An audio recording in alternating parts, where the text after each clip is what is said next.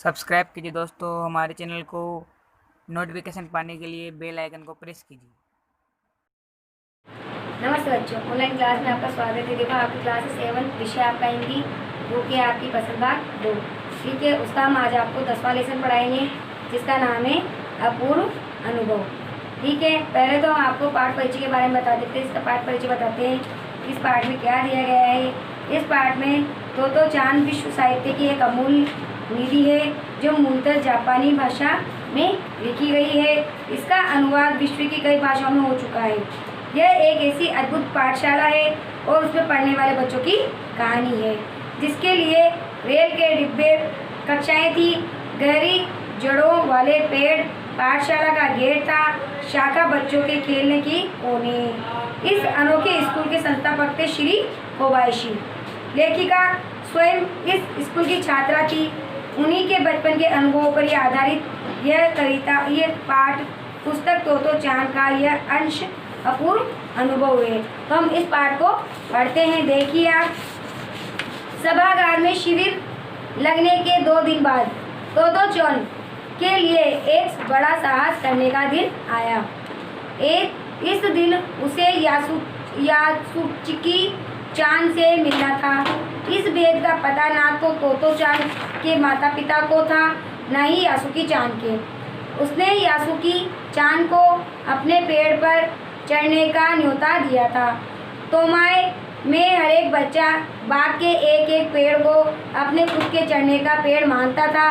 तोतो चान का पेड़ मैदान के बाहरी हिस्से के कुओं गुसू जाने वाली सड़क के पास था। बड़ा सा पेड़ था, उसका चढ़ने जाओ तो पैर फिसल जाते हैं, पर ठीक से चढ़ने पर जमीन से कोई 6 फुट की ऊंचाई पर एक द्विशाखा पर पहुंच जा सकता है। बिल्कुल किसी झूले के आरामदायक जगह थी। यह तोतो चान अक्सर खाने की छुट्टी के बाद समय या स्कूल के बाद ऊपर चढ़ी मिलती। यहाँ से वह सामने दूर तक ऊपर आकाश को या नीचे सड़क पर चलते हुए लोगों को देखती थी। बच्चे अपने अपने पेड़ को निजी संपत्ति मानते थे। किसी दूसरे के पेड़ पर चढ़ना तो उन्हें पहले पूरी शिष्टता से माफ किया जाए। क्या मैं अंदर आ जाऊं? पूछना पड़ता था। यासुकी चान को पोलियो था, इसलिए वह ना तो किसी पेड़ पर चढ़ पाता था और ना किसी पेड़ को निजी संपत्ति मानता था। अतः तोतो चान ने उसे अपने पेड़ पर आमंत्रित किया था, पर यह बात उन्होंने किसी से नहीं कही, क्योंकि अगर बड़े सुनते तो जरूर डांटते। घर से निकलते समय तोतो चान ने माँ से कहा कि वह यासुकी चान के घर डेनेन चोफू जा रही है। चूँकि वह झूठ बोल रही थी, इसलिए उसकी माँ की आंखों में नहीं झाँका।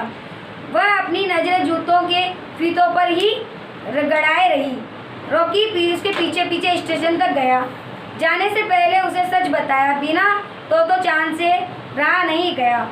मैं यासुकी चान को अपने पेड़ पर चढ़ने देने वाली हूँ, उसने बताया।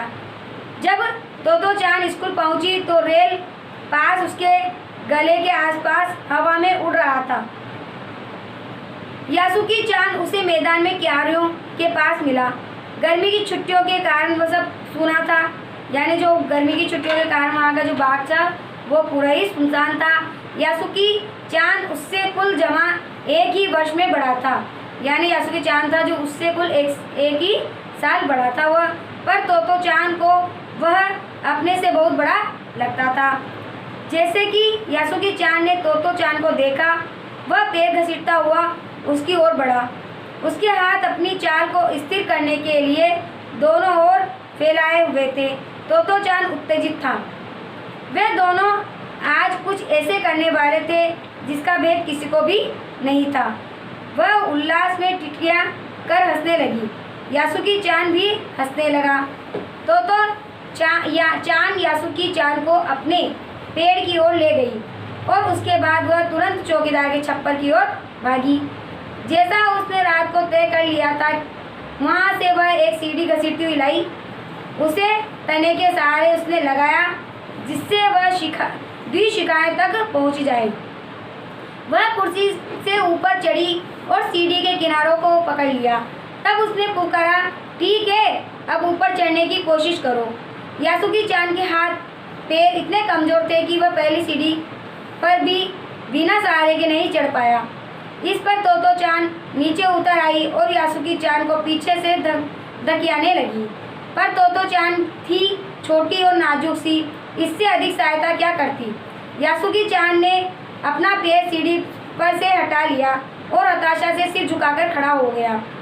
तोतो चान को पहली बार लगा कि काम उतना आसान नहीं है जितना वह सोचकर बैठी थी।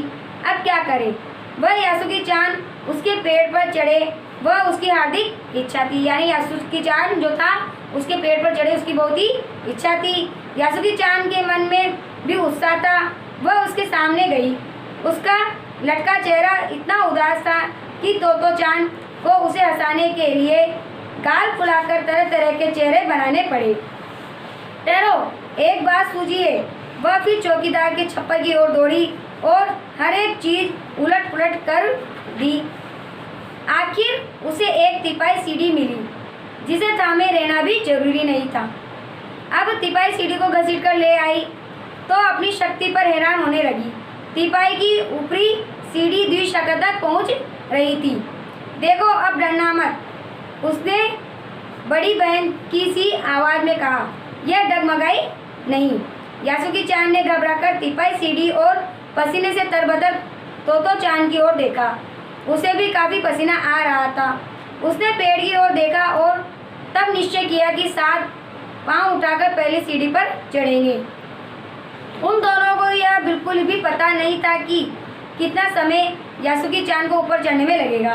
सूरज का ताप उन पर पड़ रहा था, पर दोनों का ध्यान यासुकी चान के ऊपर तक पहुंचने में रमा था। तोतो चान नीचे से उसका एक एक पैर सीढ़ी पर धरने में मदद कर रही थी। उसने सिर से वह उसके पिछले हिस्से को भी स्थिर करती रही। यासुकी चान पूरी शक्ति के साथ जूझ रहा था और आखिरकार वह ऊपर पहुंच गया। आज का लेसन हम यही समाप्त करते हैं। इसके आगे का हम अगली क्लास में पढ़ाएंगे।